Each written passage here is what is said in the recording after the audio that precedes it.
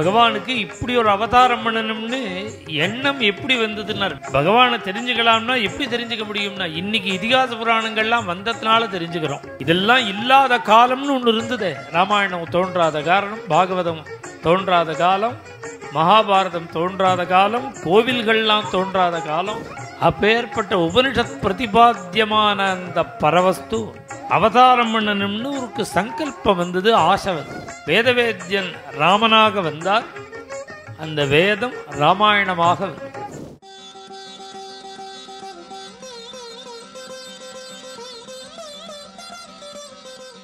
பகவானுக்கு இப்படி ஒரு அவதாரம் பண்ணணும்னு எண்ணம் எப்படி வந்ததுன்னா, வேதவேத்யே பரே பும்சி ஜாத்தே தசரதாத்மஜே.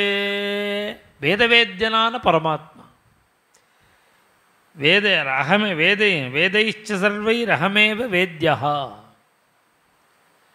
பகவானை தெரிஞ்சுக்கலாம்னா எப்படி தெரிஞ்சுக்க முடியும்னா, இன்னைக்கு இதிகாச புராணங்கள்லாம் வந்ததுனால தெரிஞ்சுக்கிறோம். ஏற்கனவே பகவானை எப்படி தெரிஞ்சுக்க முடியும்னா, வேதத்தினால தான் தெரிஞ்சுக்க முடியும். பகவானுக்கே ஒரு தனி பெயர் என்னென்ன, உபனிஷத் பிரதிபாத்தியமான பரவஸ்து. ஆனந்தோ பிரம்மே திவ்யஜானாத். உபனிஷத்து சொல்கிறது ஆனந்த வேதம் சொல்லாமல் பகவான் எப்படி தெரியும்?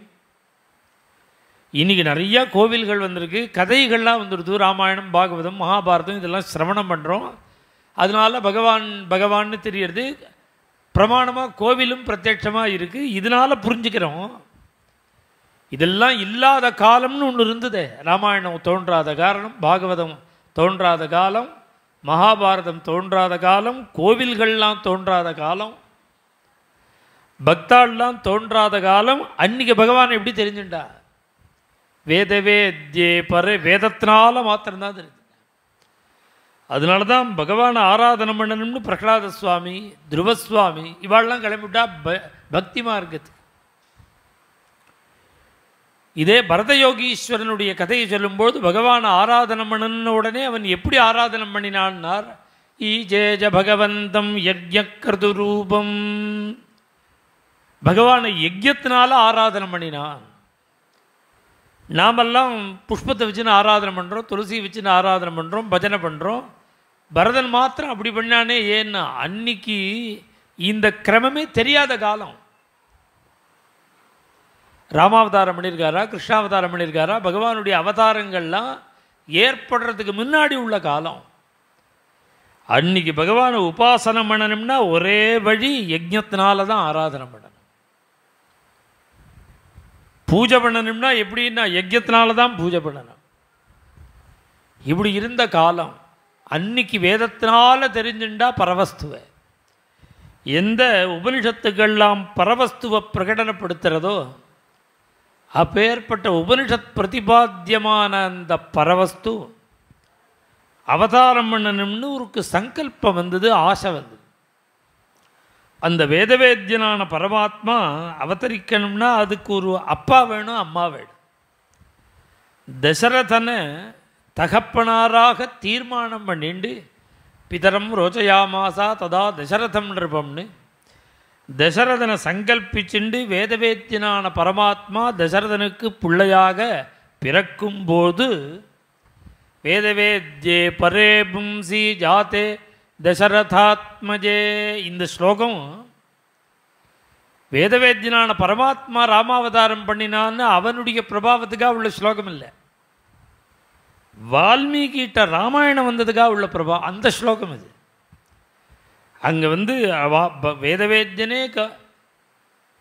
தசரதனுக்கு புத்திரனாக பிறக்கும்போது வேதா, அந்த வேதத்துக்கு அவதாரம் பண்ணணும்னு ஆசை வந்தது. அது எந்த பரம்பரையில் காண்பிச்சதோ அதுவே அவதாரம் பண்ணிடுது.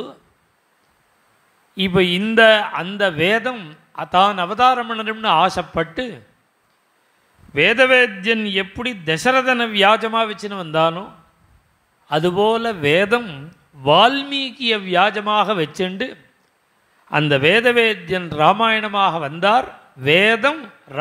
வேதவேத்யன் ராமனாக வந்தார். அந்த வேதம் ராமாயணமாக வந்தது. வேதா பிராச்சேதசாதாசீத் சாக்ஷாத் ராமாயணாத்மனா. பேர் தான் ராமாயணம். என்னன்னா முழுக்க வேதமாக, வேதமே ராமாயணமாக வந்திருக்கு.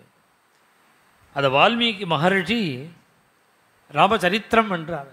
தபஸ்வாத்தியாய நிரதம் தபஸ்வி வாக்விதாம்பரம் நாரதம் பரிபப்ரச்சா வால்மீகி முனிபுங்கவம். தபஸ்வாத்தியாய நிரதம் தபஸ்வி வாக்விதாம்பரம். ஆரம்பமே அழகு. ராமாயணத்தில் ஆரம்பமே தபசப்தத்தினால ஆரம்பிக்கிறார். தபஸ்வாத்தியாய நிரதம். மேலும் இது போன்ற சிறப்பான நிகழ்ச்சிகளை காண இப்போவே லைக் பண்ணுங்க, ஷேர் பண்ணுங்க, மறக்காம சப்ஸ்கிரைப் பண்ணுங்க.